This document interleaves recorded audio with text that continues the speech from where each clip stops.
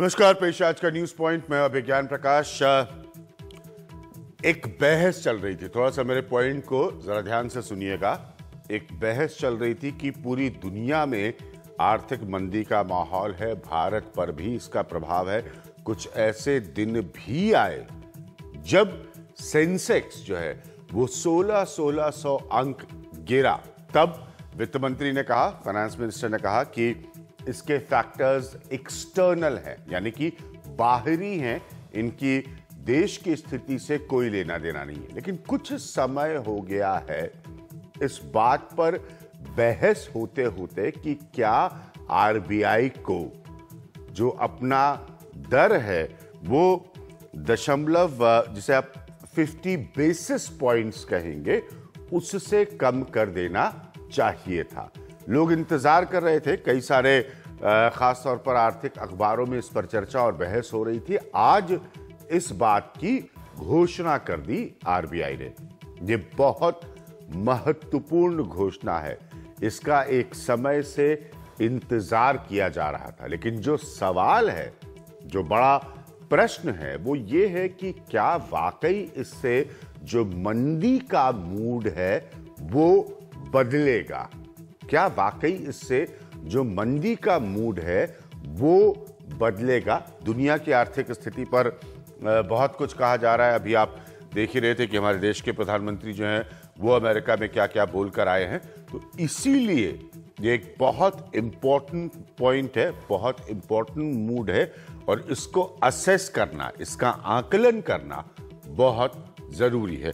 मैं सबसे पहले आपको ये रिपोर्ट दिखा रहा हूं, फिर हमारे साथ कुछ खास मेहमान होंगे और उनके साथ एक गंभीर चर्चा हम करेंगे कि आरबीआई के इतने बड़े फैसले से आखिर प्रभाव आने वाले दिनों में क्या होगा। हम दिवाली बोन नहीं दे रहे हैं। मुझे दिवाली के साथ बोन शब्द का इस्तेमाल नहीं करना चाहिए। आप इसे दिवाली का उपहार समझ सकते हैं। रिजर्व बैंक के गवर्नर रघुराम राजन ने ये सब हंसते हुए कहा, लेकिन ये हकीकत से दूर भी नहीं है। रिजर्व बैंक ने दिवाली से ठीक पहले आम लोगों और उद्योग जगत को रेट कट का तोहफा दिया है। हमने पिछली बार की ब्याज दरों में कटौती का लक्ष्य पूरा कर लिया है। जनवरी 2016 तक महंगाई की दरों का हमारा लक्ष्य पूरा होने की संभावना है। इसलिए अब हमारा पूरा ध्यान 2016-17 में महंगाई की दर को 5% तक लाने पर रहेगा। रेपो रेट में आधा फीसदी की कटौती की गई है, जो उम्मीद से ज्यादा बताई जा रही है। अब रेपो रेट पिछले 4.5 साल के सबसे निचले स्तर पर आ गया है।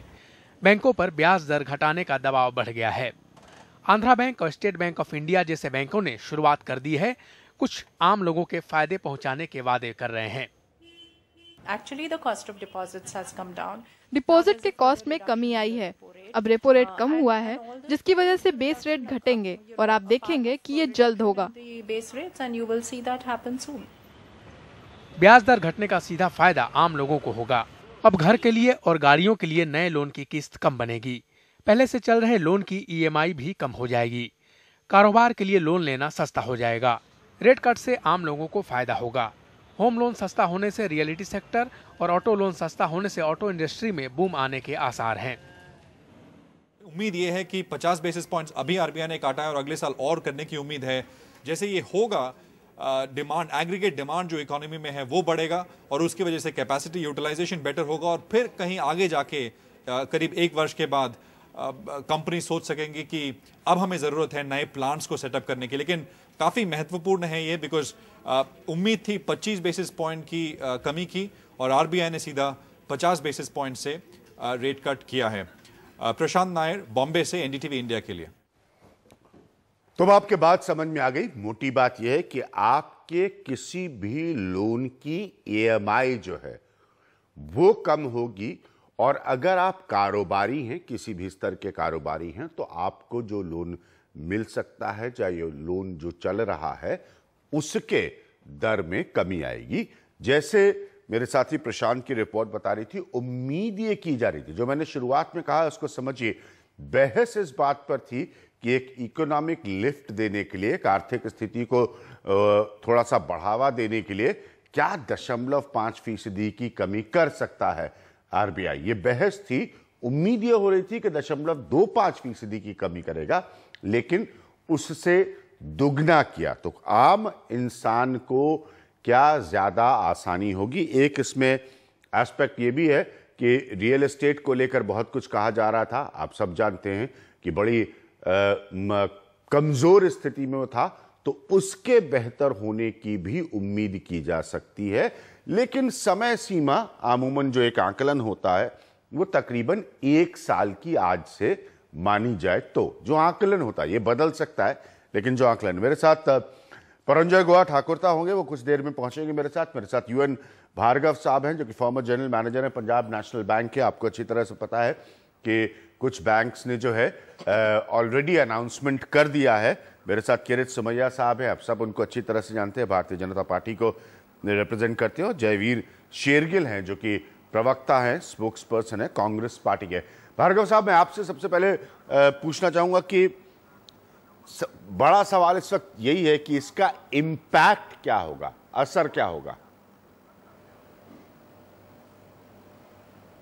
देखिए प्रकाश जी, सबसे बड़ा इम्पैक्ट तो एक फील गुड वाला फैक्टर जो होता है वो सबसे पहले आएगा, और लोग बाग एनकरेज फील करेंगे कि इसमें आगे इन्वेस्टमेंट करने की दृष्टि से क्या प्लान किया जा सकता है वो प्लान किया जाए। हालांकि ये सब मुनस्सर इस बात पे भी करेगा कि जो रिफॉर्म्स को बड़ी समय से देख रहे हैं कि रिफॉर्म्स हों और उनके होने के बाद में एक लंबे समय की प्लानिंग की जा सके इंडस्ट्री के द्वारा, तब उसका रियल एडवांटेज मिलेगा कि एक तरफ रेट ऑफ इंटरेस्ट एक रीजनेबल लेवल पे आए, दूसरी तरफ रिफॉर्म जो देखे जा रहे हैं उन वो समय पे एक सामने आए। लेकिन जहाँ तक इंडिविजुअल्स का सवाल है, उन इंडिविजुअल्स को इमीडिएटली अगर ये ट्रांसमिट कर देते हैं बैंक्स अपनी रेट ऑफ इंटरेस्ट के अंदर, तो उनको नेचुरली ईएमआईज के अंदर जो ऑलरेडी बोरोअर्स हैं उनको उसका एडवांटेज मिलेगा, और जो नया लोन लेने के लिए इंतजार कर रहे थे कि रेट ऑफ इंटरेस्ट जो है वो ठीक स्तर पर आए, तो उस दृष्टि से वो लोग शायद आगे बढ़ करके लोन लेने की कोशिश करेंगे। साहब, जो इकोनॉमी के बारे में कुछ बड़े सरल अर्थशास्त्र के बारे में कुछ बड़े सरल प्रिंसिपल्स होते हैं, खासतौर पर हमारी इकोनॉमी को अगर देखें जिसमें मध्य वर्ग इतना बड़ा है, तो जो रोटेशन है कि यानी कि एक के जेब से पैसा खर्च होकर दूसरे तक पहुंचे, क्या वो बेहतर होगा, क्या वो बढ़ेगा? मैं समझता हूँ कि ये अभी जो रेट ऑफ इंटरेस्ट कट हुआ है, तो इससे जब लोग बाग जो है वो आपके ये इनमें इन्वेस्ट करने की मन बनाएंगे, तो जो आप कह रहे हैं कि एक जेब से पैसा निकल करके दूसरे तक जाए, तो नेचुरली होने लगेगा। जैसे अभी आपने बीच में एक एनालिसिस के अंदर ये देखा कि ऑटो इंडस्ट्री भी उम्मीद कर रही है कि आगे प्रोडक्शन बढ़ाने की गुंजाइश बढ़ेगी, जो आपके बिल्डर्स हैं वो भी उम्मीद कर रहे हैं। तो इस प्रोसेस के अंदर जब लोग बाग इन्वेस्ट करेंगे, पैसा खर्च करेंगे, तो जो आपने बात कही है कि वो एक जेब से दूसरे जेब में जाने वाली बात होगी या नहीं होगी, तो स्वतः ही होगी, लेकिन ये सस्टेनेबल हो इसके लिए बहुत सारे और जो रिफॉर्म्स एक्सपेक्ट किए जा रहे हैं वो सब होना बहुत जरूरी है। और आरबीआई गवर्नर भी इस बात को एम्फसाइज कर रहे हैं कि ये ग्रोथ सस्टेनेबल हो, दैट इज़ वेरी इंपॉर्टेंट। और उसके लिए गवर्नमेंट को भी कुछ स्टेप्स और उठाने होंगे, बैंक्स को भी उठाने पड़ेंगे कि आगे आने वाले समय के अंदर गवर्नमेंट की तरफ से ऐसे स्टेप्स लिए जाएं कि अभी जो कुछ एरियाज के अंदर खासतौर से वेजिटेबल्स को जैसे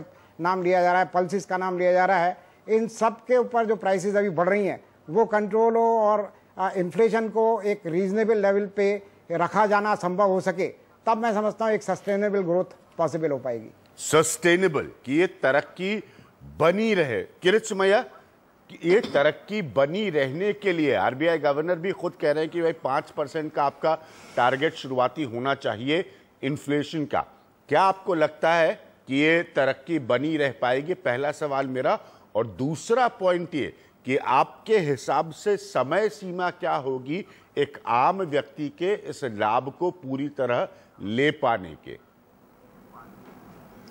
एक हम सब ने जो वर्ल्ड ने ऑब्जर्व किया है कि हिंदुस्तान की रिजर्व बैंक धीरे धीरे करके दिशा योग्य होती है, लेकिन साथ में अर्थनीति की चिंता करते करते कदम उठाती है। इस बार भी आपने देखा लगभग कंटिन्यूअस साल 1.5 साल रिजर्व बैंक ऑब्जर्व कर रही है। इन्फ्लेशन कंट्रोल में अब 15 महीने से कंट्रोल में है, नियंत्रण में है। और इसलिए भी इस बार जो रिजर्व बैंक ने, अनेक लोगों ने कहा कि 0.25 के बदले में 50 बीपीएस, उसका रीजन यह है कि इन्फ्लेशन हम कंट्रोल करने में 15 महीने से सफल रहे हैं, साथ में ग्रोथ रेट भी 7 से 8% के बीच में रखने में सफल रहे हैं। और इसलिए भी रिजर्व बैंक सेकंड फेज यानी अब जो इन्फ्लेशन और 1% कम करके इंटरेस्ट रेट, मुझे ऐसा लग रहा है कि नेक्स्ट ईयर 2016 में धीरे धीरे करके 5% और 5.5% की ओर ले जाना रेपो रेट इस दिशा में जा रही है रिजर्व बैंक। अब रही बात कि जो रिजर्व बैंक रेट कट कर रही है, उसको इकोनॉमी में बूस्ट करने के लिए जो बैंकिंग फाइनेंशियल इंस्टीट्यूशंस है, उन्होंने उसी दिशा में कदम उठाना। मुझे लगता है कि शायद यहां पर वित्त मंत्री को कुछ इंटरवन करना पड़े, क्योंकि गत 2 बार रिजर्व बैंक ने 0.25 पैसे जो रेपो रेट कट किया, वह लाभ निवेशकों को, इन्वेस्टर्स को, बोरोअर्स को देने में जो बैंक से बड़ी बैंक, उन्होंने थोड़ी कंजूसी दिखाई। इस बार ऑफ कोर्स इमीडिएट कुछ बैंक ने 50 पैसे में से 40 पैसे पास ऑन कर दिए। बैंक ने जो अपनी जो एनपीएस बढ़े, उसमें उनकी निष्फलता थी, और वो कवर करने के लिए जो सेम प्रपोर्शन में बैंक रेट कम नहीं कर रही है, तो इसके लिए वित्त मंत्री ने अभी रोल प्ले करना पड़ेगा। आवश्यकता पड़ी तो पीएससी बैंक को जरा धीरे से कहना पड़ेगा। और मुझे भी ऐसा लग रहा है कि now we have entered into second phase, तो सेकंड फेज में जो कदम उठेंगे वो थोड़े गति से उठेंगे, जिसके कारण इंडस्ट्री में जो नया इन्वेस्टमेंट, रिस्क लेने के बारे में थोड़ी ढिलाई आई है, हम तेजी से आगे बढ़ सकते हैं। 2 पॉइंट आपने यहां पर कहे, दोनों इंपॉर्टेंट हैं। एक, आपने एनपीए का कहा, क्योंकि सही बात है, अगर आप ये रेट कट का सच में आप लाभ उठाना चाहते हैं तो आपको 2 चीजों पर कंसंट्रेट करना पड़ेगा कि इन्फ्लेशन आपके हाथ के बाहर की तस्वीर में ना जाए, और दूसरा, बैंक्स जो हैं वो बेहतर तरीके से परफॉर्म करें। एनपीएस का फिर क्या हो सकता है, क्या उसकी संभावना है? आपने फाइनेंस मिनिस्टर के इंटरवेंशन की बात की कि वो इंटरफेयर करे, लेकिन क्या संभावना है ताकि आम आदमी एक जो सारा इस मुल्क में बहस रही है, जिसको अलग अलग शब्दों में डिस्क्राइब किया गया है अंग्रेजी के, तो उसमें वेल्थ कॉन्सेंट्रेशन की भी सबसे बड़ी समस्या रही है। तो एनपीए का करेगा क्या बैंक्स, या क्या करना चाहिए? वास्तव में अब कुछ बातें ऐसी है कि public account committee of parliament, finance committee of parliament, इन्होंने दोनों कमेटियों ने एनपीए सब्जेक्ट के ऊपर डिबेट, डिस्कशन गए 6 महीने में कर रही है।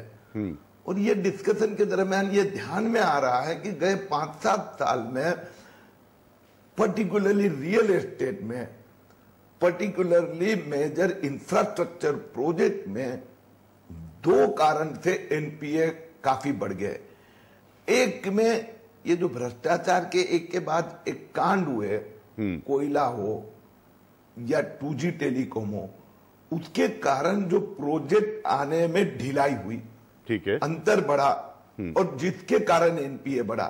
लेकिन साथ में रियल एस्टेट में जो है वो नॉन ट्रांसपेरेंट मैनर में एनपीए बढ़ा।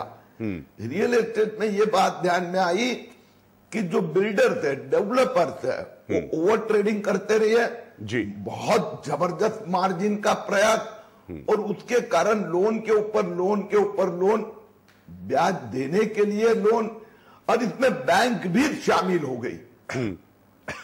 तो इसीलिए मैं पूछ रहा हूं, एक मिनट, मेरे साथ परंजय गोवा ठाकुर साहब भी मौजूद है।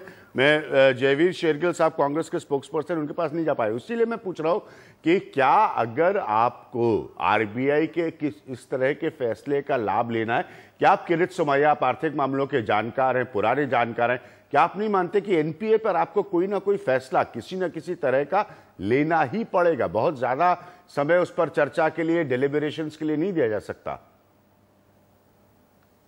एकदम मान्य है। देखो, रिजर्व बैंक गवर्नर ने गए 5-25 दिन में इसके ऊपर इशारा भी किया। उन्होंने कहा रियल एस्टेट के संबंध के एनपीए के ऊपर कठोर कदम उठाने पड़ेंगे। मैं उनका स्वागत कर रहा हूं। और साथ में जो प्रोड्यूसर की गलती नहीं है, लेकिन जो स्कैम के कारण जो ढिलाई आ गई उसके संबंध में गवर्नमेंट को सोचना पड़ेगा। मुझे लगता है ये दोनों दृष्टि से हमने 2016 में आगे बढ़ना पड़ेगा। ठीक है, ये दोनों दृष्टि से आपने 2016 में आगे बढ़ना पड़ेगा। जयवीर शेरगिल, कांग्रेस क्या ये मानती है कि बेहतर नियंत्रण महंगाई पर, इन्फ्लेशन पर और तरक्की की दर बेहतर एनडीए सरकार हासिल कर सकती है आज के आरबीआई के फैसले से? अभिज्ञान जी, इस निर्णय के 3 पहलू हैं कांग्रेस पार्टी के नजरिए में, और मैं 3 पहलू बहुत संक्षेप में रखना चाहूंगा। सबसे पहले हम इस निर्णय का स्वागत करते हैं। और मुझे सुन नहीं पा रहे, मैं पुरंजो गोवा, आवाज आ रही है? जी, आवाज आ रही है? हमारी निर्देशिका, ये तकनीकी कारण है, माफी चाहूंगा। आवाज नहीं आ रही। सभी लोग सुबह से समझना चाह रहे, इसलिए मैं थोड़ा सरल करके आपका इंतजार कर रहा था, समझाने की कोशिश कर रहा हूं कि भाई ये रेट कम होने से आम आदमी को क्या लाभ हो सकता है, नौकरी पेशे वाले को क्या लाभ हो सकता है, इम्पैक्ट क्या, विज्ञान जी आवाज आ रही है? होगा? देखिए, लोग कहेंगे कि हाँ, आप जो जिन्होंने ऋण लेके मकान खरीदा उनके लिए ईएमआई थोड़ा कम हो जाएगा, कोई ऋण लेके गाड़ी खरीदा उनके लिए ऋण वो जो ब्याज दर कम हो गया तो आपका ईएमआई भी कम हो जाएगा। मगर जो असली जो अगर पूरा भारतवर्ष का अर्थव्यवस्था के ऊपर अगर आप नजर रखेंगे, ये ब्याज दर कम होना कोई आश्चर्य कारण नहीं है, क्योंकि मैंने इस प्रोग्राम की शुरुआत में बिल्कुल सही पॉइंट रखा कि बहुत लंबे समय से इस पर बहस हो रही थी, बहुत लंबे बात है। एग्जैक्टली, महंगाई आज क्यों कम हुई है? क्योंकि कच्चे तेल का कीमत कम हुआ। इसमें सरकार का कोई हाथ लेना देना नहीं है, क्योंकि अंतर्राष्ट्रीय बाजार में एक साल में कच्चे तेल का कीमत आधा हो गया, और हम जो आयात करते हैं इसका 33% कच्चे तेल है। तो ये एक ही कारण है जिसके लिए आज हम देख रहे हैं जो थोक मूल्य सूचकांक, जो होलसेल प्राइस इंडेक्स, ये एकदम नेगेटिव टेरिटरी नहीं, 6 महीने से ये कभी नहीं हुई थी। ये भारतवर्ष के इतिहास में पहला हो रहा है, इतने दिनों के बाद ये हो रहा है। तो ब्याज दर कम हो गया, मगर इसका मतलब ये नहीं है कि निवेश शुरू हो जाएगा, लोगों को नौकरी मिलेगा। क्योंकि देखिए, पूरा हमारे देश के लिए हाँ, महंगाई कम हो गया, ठीक है, हमारा अर्थव्यवस्था में पूरा जो विश्वव्यापी जो आर्थिक संकट है उसका इतना ज्यादा असर नहीं पड़ा, बहुत अच्छा है। मगर आप ये भी सोचिए कि पूरा अगर विश्व का अर्थव्यवस्था देखेंगे, स्थिति बहुत ही गंभीर है। अमेरिका फेड जब ब्याज दर बढ़ा देंगे, आज नहीं 3-4 महीना के बाद, तो देखेंगे आप ये जो शेयर बाजार में जो पैसा आ रहे थे भारतवर्ष, वो वापस जाने का एक संभावना है। चीन जिस रफ्तार से बढ़ रहे थे, उनका सकल घरेलू उत्पाद ये भी कम हो गया। रूस में रिसेशन है, यूरोप में बहुत सारे देशों में एक रिसेशन का समय जा रहा है। आप देखिए, भारतवर्ष का जो निर्यात है लगातार 9 महीना हर महीना कम हो रहा है। ये 9 महीनों में 20% कम हो गए। तो मेरा कहना यह है कि हमारे देश के अर्थव्यवस्था में आज भी आपने देखा, भारतीय रिजर्व बैंक ने जीडीपी का जो ग्रोथ प्रोजेक्शन वो थोड़ा कम कर दिया। तो मेरा इतना ही सिर्फ कहना है कि ये जो ब्याज दर कम हो गया ये अच्छे हैं, बैंकों ने ये पास ऑन कर रहे, ये भी बहुत अच्छे हैं। मगर समय बताएंगे कि आप नया निवेश अब आने शुरू होंगे। ठीक है, कि ये तरक्की में कितना बड़ा इजाफा लाएगा ये वक्त बताएगा। हाँ जयवीर जी, माफी चाहूंगा आपसे बात नहीं हो पा रही थी। हाँ, कांग्रेस क्या सोचती है, जो मैंने सवाल पूछा कि क्या ये तरक्की को फ्यूल कर पाएगी? अभिज्ञान जी, अब आप सुन पा रहे हैं? मैं जी मैं सुन सकता। जी, मैं तीन बातें कहना चाहूंगा और इस निर्णय के 3 पहलू।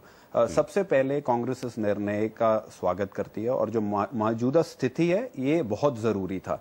वह 3 पहलू हैं ये। पहला, क्यों ये रेट कट किया गया है। दूसरा, क्या इसका मौजूदा स्थिति पे कोई असर पड़ेगा। तीसरा, सरकार को क्या करना पड़ेगा कि ताकि इसका सही मायने में आम लोग फायदा उठा सके, जैसा कि आपने कहा अपने शो की शुरुआत में। पहला, क्यों किया, एक आरबीआई एनुअल रिपोर्ट आई थी 2015 और एक central statistics office report quarterly on GDP आई थी, उसमें इसका उत्तर है क्यों किया गया। पहला, आरबीआई बात करती है कि प्राइवेट इन्वेस्टमेंट जो सर्कल है वो स्लगिश है, वो कमजोर है, उस गति पे नहीं चल रहा जिस पे चलना चाहिए। दूसरा, वो कहती है कि जो बैंक्स का एक्सपोजर है एनपीएस के कारण वो बढ़ रहा है। सेंट्रल स्टैटिस्टिक्स ऑफिस रिपोर्ट कहती है कि जो हमारा मैन्युफैक्चरिंग सेक्टर है और एग्रीकल्चरल सेक्टर है, जिससे जो सबसे ज्यादा स्किल्ड और अनस्किल्ड लेबर को फायदा पहुंचता है, उसकी ग्रोथ रेट बहुत कम चल रही है। तो पैसे की कमी मार्क बाजार के कारण क्या ये फाइनेंशियल स्टिमुलस इसलिए दिया गया है? ये है पहला एक एंगल हमें जरूर देखना चाहिए कि आरबीआई चाहता है मार्केट में पैसा आए, ताकि जो भारतीय जनता पार्टी की सोच थी कि हम कॉर्पोरेट रेट टैक्स में कटौती की 5%, प्राइवेट इन्वेस्टमेंट बढ़ेगी, कॉर्पोरेट इन्वेस्टमेंट बढ़ेगी, क्या वो परिणाम वो शायद वो नहीं निकल के बाहर आए या हमारी जो रोजमर्रा की जिंदगी है उसमें नहीं नजर आ रहे। तो इसको सहायता करने के लिए किया गया। दूसरा, क्योंकि अगर आप देखिए नेशनल डोमेस्टिक इन्वेस्टमेंट 34% 2005 से आज 28% पे है। ये सर जो एक्सपोर्ट और इंपोर्ट है उसकी रेशियो कम है। पिछली बारी जब ये रेट कम हुआ था, केवल 47 से 48 बैंक्स ने इसको पास ऑन किया था। उसके दूसरे कारण थे, एसएलआर रेशियो और सीएसआर रेशियो नहीं बदली, 21.5 और 4% पे रही, अगर मेरी याददाश्त ठीक है। आज इसका फायदा अब कैसे पहुंचेगा, सरकार क्या करेगी?